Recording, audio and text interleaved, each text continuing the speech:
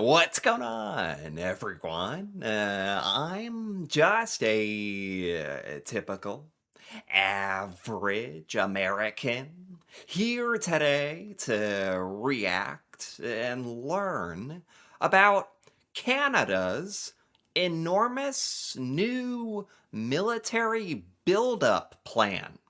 And I gotta say, I find this to be kind of alarming because most of us here in the United States have absolutely no idea that this is even happening.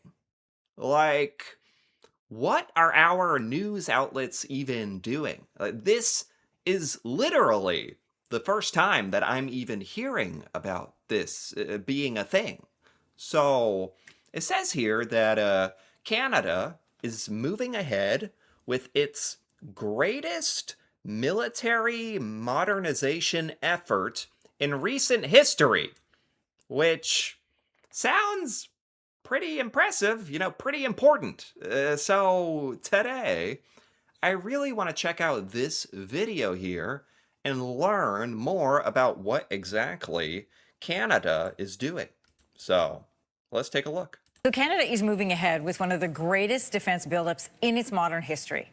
In the next decade, you'll see Ottawa spending more than $1 trillion on What? That's a big number. No matter what country in the world you are, that is a massive number. 1.2 trillion over 10 years, but make no mistake, I I've heard some news here and there that like Canada is like buying some jets um from Sweden instead of the US. I heard about that. And like some things like that, but I didn't know about that like this huge decade revamp buildup of the Canadian military, over $1 trillion. This is like a huge deal.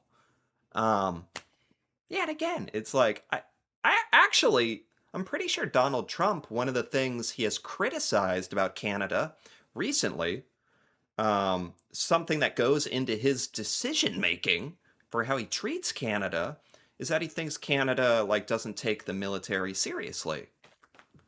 Does he know about this? I don't think any of us know about this. This this is pretty serious. So, I want to hear the details about all this. defense. The funding arrives as the wars in Iran and Ukraine show how conflicts are rapidly changing. So what should Canada spend its new money on? Yeah, that's another good. Are they just going to gloss over that point? The the question of like why now?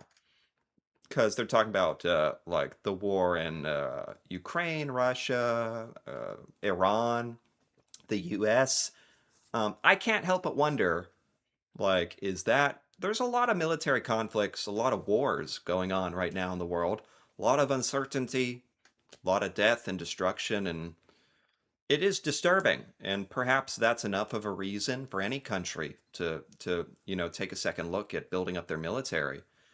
But I also can't help but wonder if it had does it have anything to do with the US like being threatening towards Canada, or is that too much of a reach, or maybe this is something Canada was going to do regardless. But I can't help but kind of wonder about that sort of thing. To best prepare for evolving threats. Joining us with more this morning is former Director of Operations at NORAD, Scott Clancy. Good morning. Okay. Morning. So you say the largest threat to Canada right now comes in the form of cruise missiles. Why is that? Oh my God. Historically, the evolution of the main principal military threats to Canada and North America by extension come from Russia's conventional cruise missile. Really? That's pretty fascinating. And it's also very blunt, which I kind of like.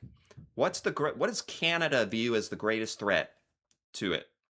I'm happy to hear it's not the United States, because we're of course allies, and that's the way it should be and should keep being. And God forbid, a lot of crazy stuff has happened. Let's be honest, in the last year and a half, but nothing like an actual military conflict. But, I also can't help but think about like how we threatened military action on Greenland, which as an American, I would never in a million years have thought we would ever do that. So, anyway, not to get too like dark and macabre about all that, but Canada right now says Russia and their cruise missiles, like the biggest threat to Canada and your safety, is Russia launching literal missiles at Canada. That's a scary thought. And again, I think we lived for a long time, for most of my lifetime, we have lived in a day and age where it's like you kind of shake your head and you're like, nah, couldn't be me. No, couldn't happen. Missiles attacking our homeland? War? Like what? Nah. That's something that happened. That's history. That's something that happens in history books. That's not. And it's like, nah. Take a look around at what's happening and the instability and the war happening right now. And it's like, um, for a lot of people, especially a lot of younger people, I think we're starting to realize like those types of threats are real. Like you're because it has been a long time of like peace and prosperity for the world. Threats. This has been the rapid evolution of Russia's advancements in technology. Although they have ballistic missile systems that can strike at North America, those are really countered from a deterrent point of view by the United States' nuclear arsenal under mutual Sure. assured destruction from a deterrent point of view. Isn't that a lovely sentiment? Ah, don't worry. There's always the safety net of if Russia bombs us, we'll all nuke each other to death. So they won't do that. And if they do, we all die. So that's a good defense plan. Like, what? Starting to make a lot of sense to me why Canada is addressing this. Therefore, their conventional cruise missiles, whether they're ground or sea or air launched, provide the principal threat to Canadian sovereignty. Canada, we know, is investing $172 million at CFB Gagetown in New Brunswick. This is to develop a ground-based air defense system. Whoa. New Brunswick, because that's pretty far east, right? So, like on the coast, that's coast? So it would make sense to have an air defense system from that perspective. But also wouldn't it make sense from the west coast towards Russia? I'm sure you guys know what you're doing, but maybe that's this particular missile defense system is like new, and that's the one going on New Brunswick. Submarines. 80 billion in submarines. You got this is serious. Then we're spending about $80 billion on submarines and modernizing NORAD. So how far, well, this is a lot of money. So how far does that go in addressing the threats that you just described? So, and this is where I get contentious with a lot of my compatriots. I don't think it's focused in the right areas. Now, the submarines are absolutely essential. There's a clear element here to the sea-based threats. The Russian military has submarine-based cruise missiles that they can approach our territory stealthily and launch without warning, therefore having submarines. Scary, huh? Stuff that normal people you really don't think about very much.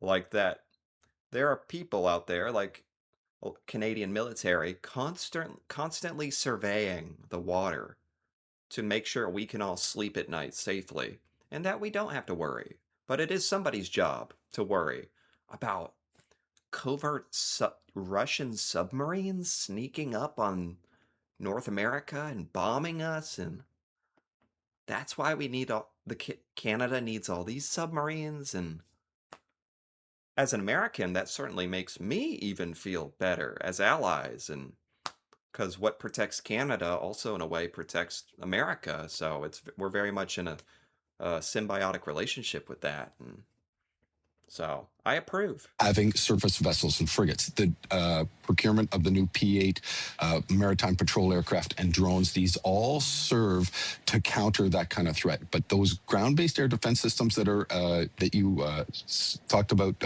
in Gagetown, those We got drones too.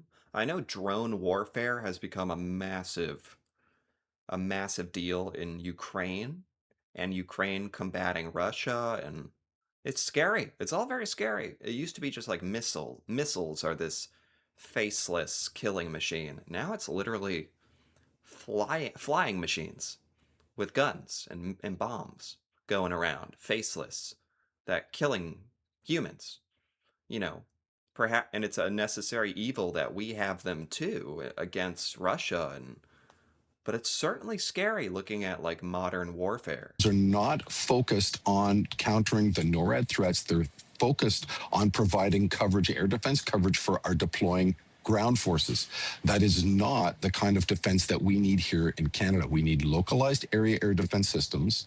So that's defeat mechanisms like missiles, along with their target acquisition, command and control, and radar systems that are Sure. based around Canadian infrastructure and places that are defending that which Canadians hold dear and that which the government figures you need to defend first. So Wow. Yeah, I mean, I'm sure there's a lot of strategy and thought that goes into this kind of thing, where to put your defense systems.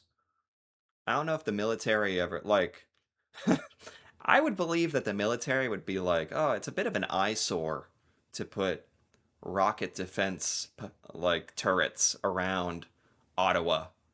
Like, it doesn't look good, even though it's probably the smartest thing to do, or maybe they go underground. I don't know. But I would think in this day and age, 2026, Canada like has defenses around its major, population hubs. And is he saying that it needs more? why do you think they put the money there then?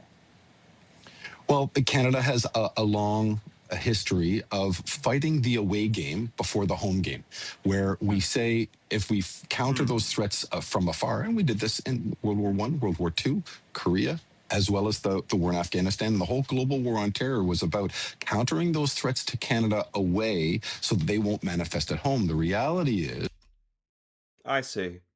So Canada does a great job of using military technology and abroad, like aggressively, but not so much investment at home with defense and like making the iron shield or whatever that shoots down any missile coming for your home. And it kind of makes me think about something that I view like about the United States and our defense. And it's like it feels like in the US for a lot of us we feel so safe because we're so far away from all that stuff, from Ukraine, from Iran, all that European, Middle East stuff, like all the danger.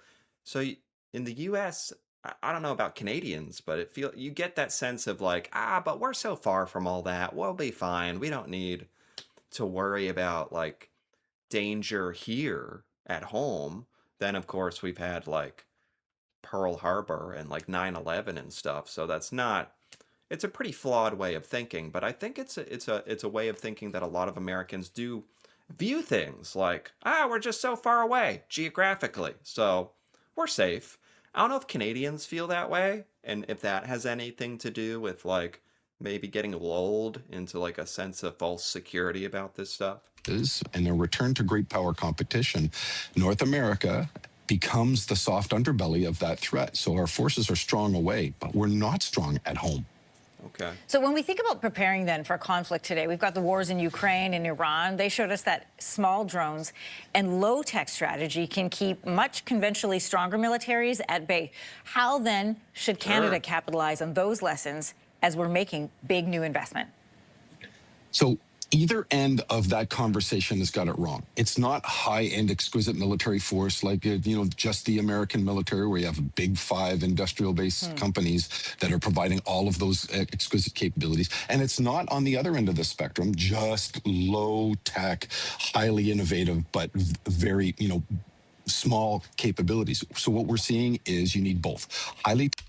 Which I think is how Ukraine has managed to do so well and hold on for so long, despite Russia being massively bigger.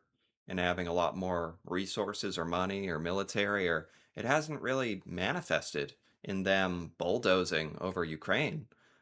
This idea that you can use these low tech kind of guerrilla warfare drone technology like they're to kind of even out what seems like would be a massive imbalance. But yeah, so Ukraine is like the perfect example of that. But he's saying you kind of need both, ideally. technical and low tech. You're going to have exquisite Generation 5 aircraft operating alongside, very rapidly advancing drones. But the innovative cycle to both is what we're seeing. So it's not just Okay. no armored forces, like, the lessons from Ukraine where drones can counter those, but you're going to have to follow up armored forces with drone defeating capabilities. It's not just GPS jamming and drone intercepts of incoming cruise missiles. You're going to have to modernize your own missile systems and your air defense systems to counter those. So you're going to need a rapidly innovative So anyway, this whole conversation is fascinating, but it's also getting quite specific, which is, I guess, what you want. We're talking about Canada's $1 trillion military buildup plan, which it's going on for 10 years. I don't know if they have more details or if we're still like if you're trying to work out the what the budgets are going to be for and um but this Canadian obviously has some great experience and great ideas. It seems like Canada is just all over upgrading a lot of things. Aren't you guys also doing like a big recruitment effort, I want to say, too? So a lot of things. invading defense industrial cycle. So these are the kind of things that you're going to need. But more than that, it's an evolution from joint military things where air, land, sea, cyberspace are the domains you look in to pan domain. All the elements of national power are going to have to be involved here. And this is Or it almost makes it sound like Canada is just investing a ton of money into modernizing everything and also patching up any vulnerabilities, like he thinks domestic missile defense systems, stuff like that. why the new defense industrial strategy is as important as what you deliver from a military capability point of view. We always follow the money to find out where the plan is. So, former Director of Operations at NORAD, Scott Clancy, thanks for bringing us along the Wow, trail. We appreciate it this morning. You have a wonderful day. You very Canadian. Have a wonderful day after talking about all that crazy stuff. But yeah, this is something that has you have to do though. It's a reality of the world we're living in. It seems like Canada is really taking that seriously, and I had no idea. Here in the U.S., we take so much pride in our military and what we're doing and how much money we're spending, and we don't ever talk about other countries and what you are doing and our allies and what you're planning. And so this was really cool, really refreshing to see a massive military investment Canada is cooking up. And I think maybe we'll get more details about everything, but you got submarines and jets and missile systems and drones and all this stuff. So it's pretty cool. And I'm happy that we're allies. That's all I can say. So anyway, if you enjoyed this, feel free to give this video a like or leave a comment with your thoughts on this big new Canadian military build-up plan or any things they were talking about or what Canada should be prioritizing or that'd be cool to hear about, especially if you're Canadian because this really affects you. And if you're interested in more videos like this, me reacting to Canadian things, feel free to subscribe for more. And until then, thanks for watching and see you next time.